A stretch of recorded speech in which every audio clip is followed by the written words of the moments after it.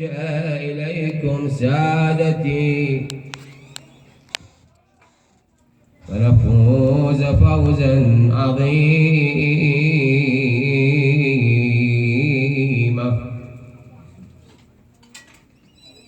واه ولا دمي من فوت نصرته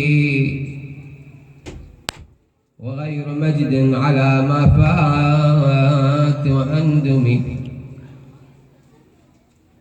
والطائرات من الأستار حين وعت صوت الجواد أتاها قاصد الخيم.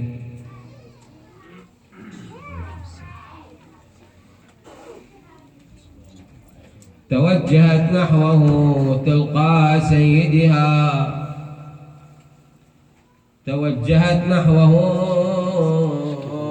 تلقى سيدها إذا به من على ظهر الجواد رمي. كل لهفي لهن من الأستار بارزة ما بين رجس وأفاك ومغتشم. كل تلوذ بأخرى كل تلوذ بأخرى كل تلوذ بأخرى خوف آسرها لوذ القطا خوف بازين باشقين رخمين.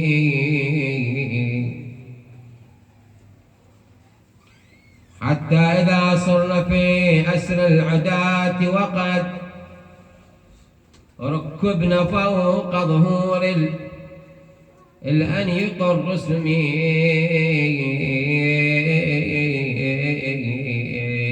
مروا بن على القتلى مطرحة مروا بهن على القتلى يا مطرحة ما بين منعفر في جنب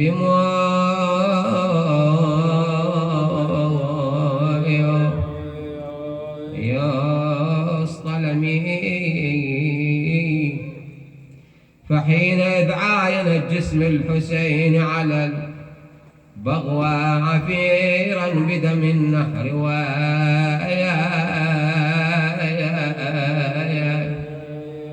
يا اللممي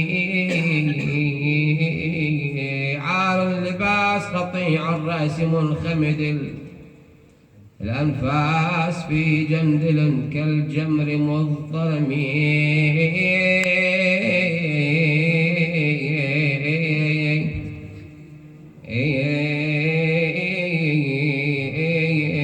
لا والد لي ولا عم ألوذ به ولا أخ لي بقي أرجو ذو رحمي. أخي ذبيح ورحلي قد أحيي وقد أبيح به ضاق الفسيح وأطفال بغير حمي. أقلب طرفي لا حمي ولا حمى سواها فوات الصوت من فوق عاتقي. لما ترك بنو أسد أرض كربلاء خوفا من ابن زياد سكنوا حوالي نينوى. فلما جاءتهم الأخبار برحيل جيش ابن سعد منها عادوا إليها وضربوا أخبيتهم وبعثوا نساءهم إلى نهر العلقم ليأتين بالماء. فلما أقبلت النساء وإذا بجثث بلا رؤوس مطرحة فوق الأرض. فصحن وبكين وعدن إلى رجالهن وقلن يا بني أسد هذا والله الحسين وأصحابه وأهل بيته جثث بلا رؤوس منبوذون في العراء، قوموا إلى مواراتهم.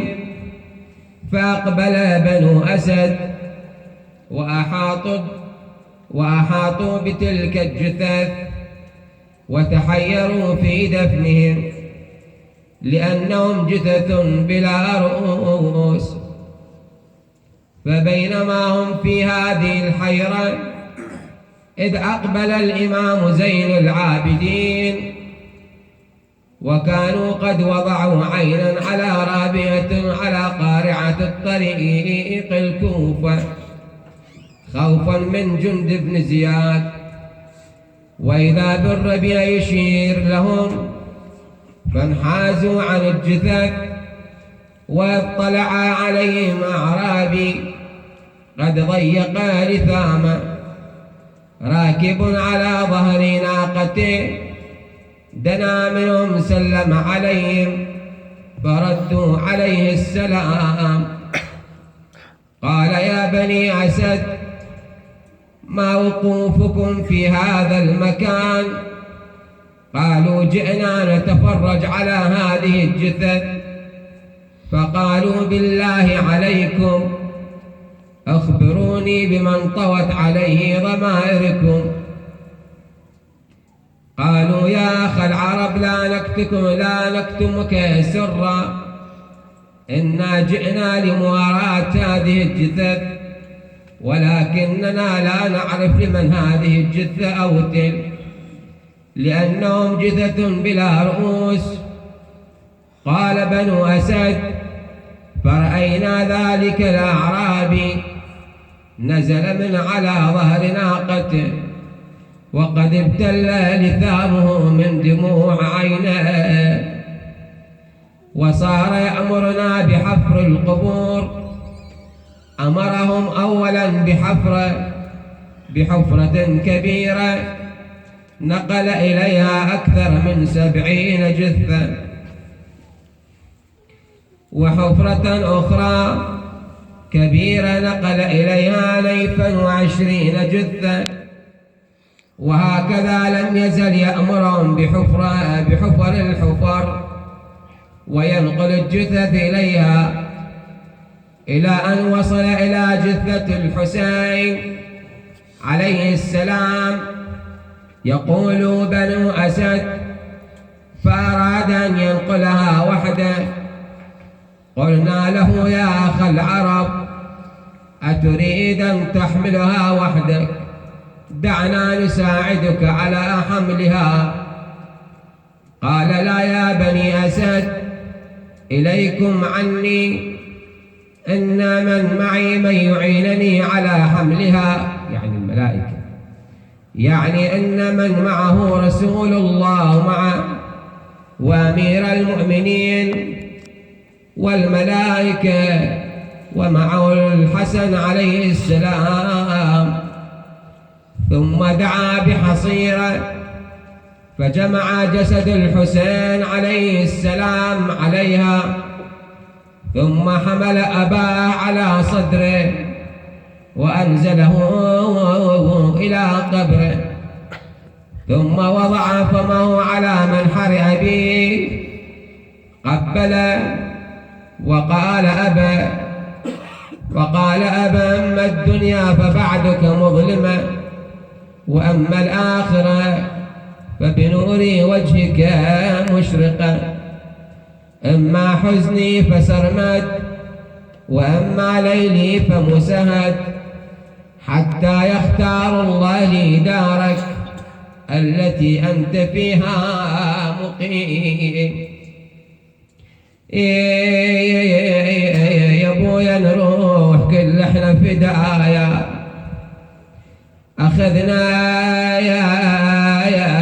أخذنا للقبر يا حسين ويا والله أي غاب يا أبويا وقعدتنا وأقول نسافر ويوم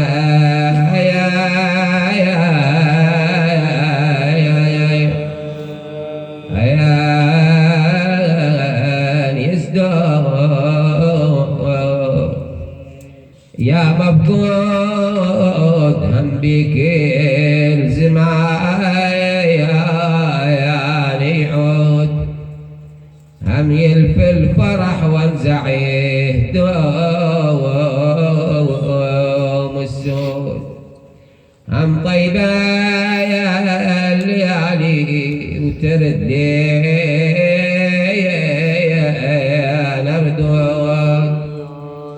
مضت وشمولها لي الفلا قطرها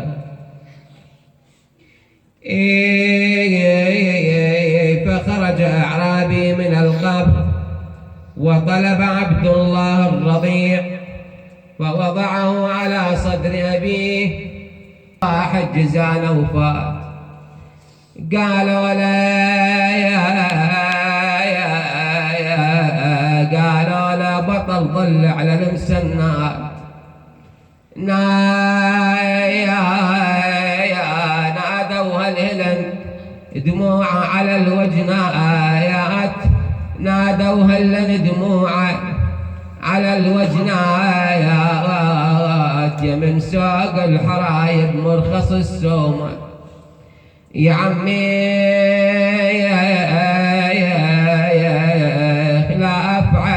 يسرت نعداك قوم الساعة واشر سيفك الفتاك هذا الواياك ما تنهض تشيل الواك يا نايم يا دخل زينبي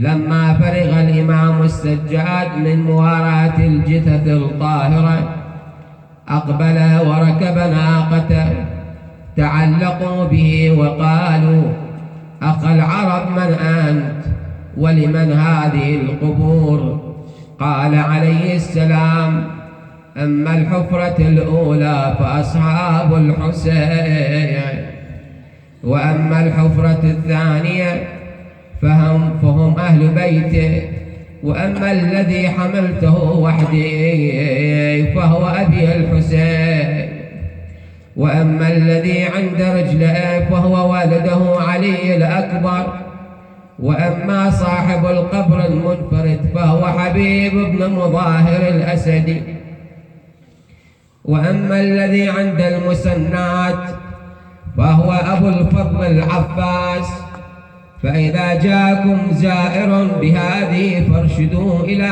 ذلك وأما أنا يا بنو أسد فإمامكم زين العابدين علي بن الحسين جئت من سجن ابن زياد لمواراة أبي والله يا عم أقول بالله من دفنته لقيت شلون وبيا حال شفته دفنت الراس لو ويا جثه أظل فوق الرمح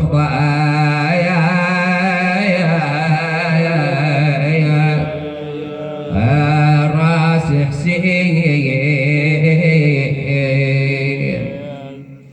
نعم فأقبلوا عليه وقبلوا ويقولون عظم الله لك الأجر بأبيك الحسين ثم عاد الإمام السجاد إلى الكوفة ودخل الخربة التي فيها عماته وأخواته وعمته زينب واقفة بانتظاره، فلما رأته أقبلت إليه وقالت له: يا ابن أخي أين كنت؟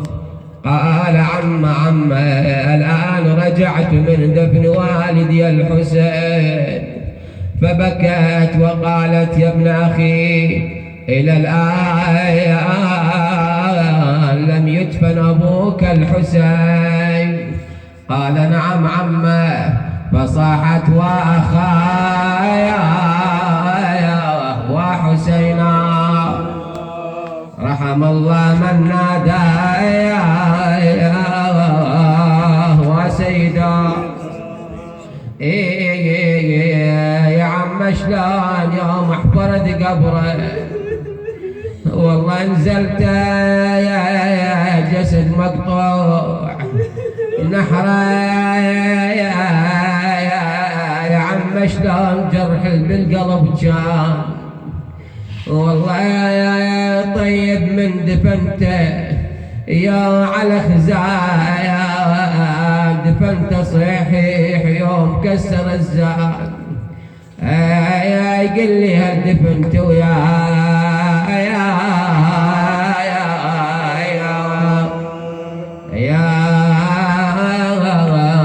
شفي ون العمته وصبت دمعته. والله يا عم وصلت للحسين ودفنت جفوف انقطعه ويجي جثته. يا عم ركبت يسايا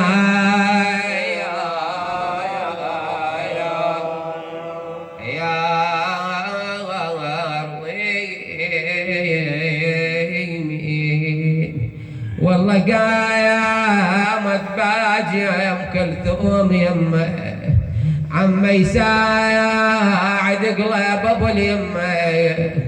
يا عم شلون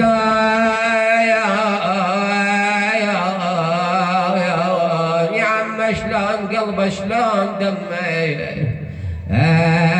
دفنت وشبدتك لو عندك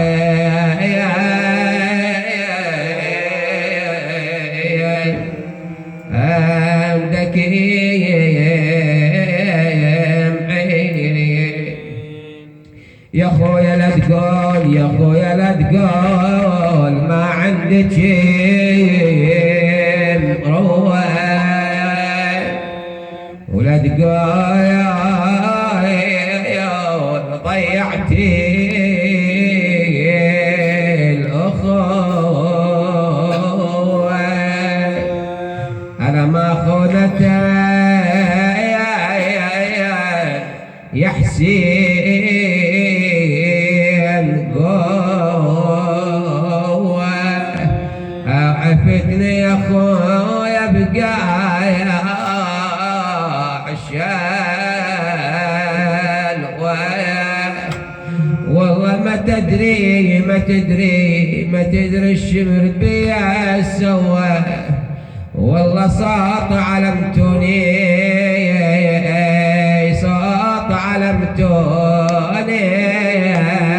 تلا.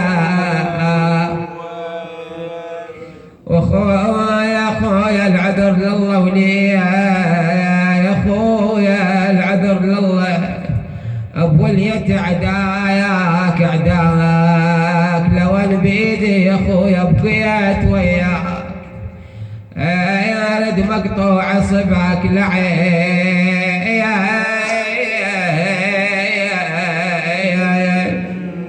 يا ديانك، ولمك لا يظل جسمك مطشر. نعم ما حضرت زينب دفن جسد الحسين، ولكنها هي التي دفنت رأس الحسين، حيث حملته معها من الشام إلى كربلاء. لما وصلت زينب إلى كربلاء نزلت من على ظهر ناقتها وهي تحمل تحت ردائها شيئا لا نعلمه، حتى وصلت إلى القبر الشريف إلى قبر أخيها الحسين فأخرجته وإذا هو رأس الحسين. يا خويا راسك تحيرت بي والله أدفنا بقبرك لو أخلي لا أخذ الجدة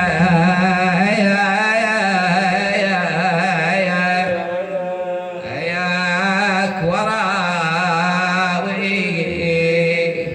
يا نازلين بكربلاء يا نازلين بكربلاء هل عندكم خبر بقاتلنا وما أعلامها ما حال جثة ميتين في أرضكم بقيت ثلاثا لا يزار مقامها.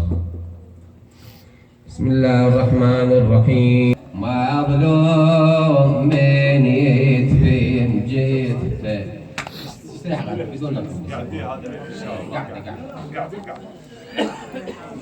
للناس حشيمة أخته ما أظلم من يدفن جثته للناس حشيمة أخته ما أظلم من يدفن جثته وين البيت غيره وين يدفن ابن أم ويحسن للناس حشيمة أخته ما أظلم من يدفن جثته للناس حشيمة أخته ما أظلم من يدفن جثته ويان البيت غيره وين يدفن ابن أمي زينب بدمعة جفنها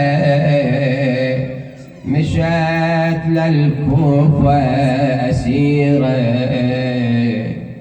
جثث عافت بالمصاري ولا يصيح بالناس غيره من على الناقة ونظرها للأخو بمصرع تديره تعاين لأخوها بمصرعه لا راس جثة مقطعه صاحت بصوت الفاجعة مصيبتي مصيبة كبيرة أمثل التالي وياي لا سيفي وعندي راية أمشي التالي وياي لا سيفي وعندي وراية نجيب الكرار منين يدفن ابن أم ويحسن للناس حشيمة أخته ما أظلم من يدفن جثته للناس حشيمة أخته ما أظلم من يدفن جثته ويان البيت غيره وين يدفن ابن أمي تبكي الشاعر السيد عدنان الحمامي تبكي أم الخدير تبكي تقول احنا النبي جدنا شلون ويشتال اخويا للوطن هو اللي يردنا شلون كل احنا حرايق سيف ما ظل يحمي حدنا لا اخو ظل ولا ولد لا مين يحامينا بعد عافوني ابطال الشدد وانسلب عزنا وخدرنا ايتام ما حد يرحمهم ايتام والزهرة امهم ايتام ما حد يرحمهم ايتام ما حد يرحمهم وايتام والزهرة امهم المن ويتشوف العين يدفن ابن امي حسين للناس حشيمة اخته مظلوم من يدفن جثته للناس حشيمة اخته مظلوم داعية للناس حشيمة اخته مظلوم من يدفن جثته ويان البغيرة وين يدفن ابن امي حسين صلوا على محمد وآله بشير بتتهنى وماتي حسين ضامي ولا اشرب من لسان حال الزهراء عجيب الشرب ما يبشير بتتهنى وماتي حسين ضامي ولا اشرب منه الشاف مثل حسين ومصاب بقلبه انصاب ويده انشلت الصاب يطلب معي من حسين طلابه يطلب معي من حسين طلابه هذا مصاب لا دونه ولا عنه عجيب الشرب ما يبشير بتتهنى وماتي حسين ضامي ولا شرب منه هذا ابني دليلي ومهجتي وحشاي هذا ابني دليلي ومهجتي وحشاي جريحي وعادة المجروح يطلب معي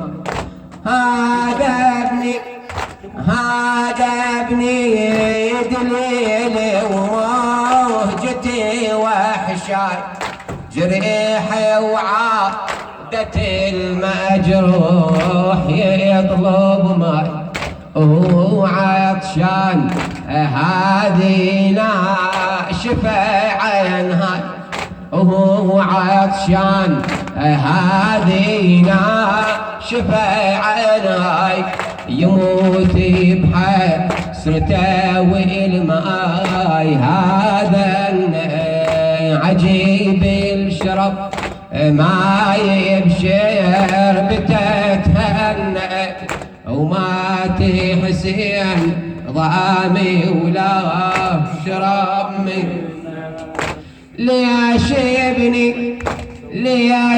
ابني نزل كربلاء المعروفة وتاجي بليش دون الماء يا الكوفة. ليش ابني ليش ابني نزل كربلاء المعروفة وتاجي بليش دون الماء يا الكوفة. ليش ابني ليش ابني نزل كربلاء المعروفة وتاجي بليش دون الماء يا الكوفة. وابو فاضل علي من طارني جفوفه. وابو فاضل علي من طارني جفوفه يشوف اطفال اويلها من العطش رن. تعنا الماي مر الموت معاقه وعلي آلاف شبجير ما حتى يتلاقى. طب الماي عاد بالماي ما ضاقه. طب الماي عاد بالماي ما ضاقه. يقول حسين ضامي شلون اشعر بان عجيب الشراب ما يبشر بتتهنى. وما حسين ضامي ولا شراب منه ولا لا لا اشرب منه. السكنة ما تيسر ما يوسقاها. طلب قرب المنية وحيصل ملقاها. انقطاع جفه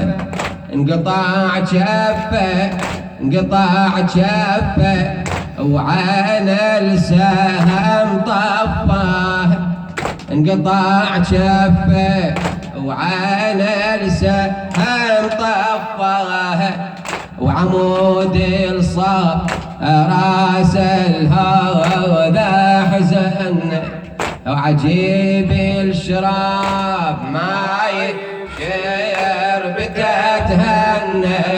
وما تحسين ضامي وما شرب منه ولا لا لا شرب منه. لا لا لا شرب منه. صاحي حسين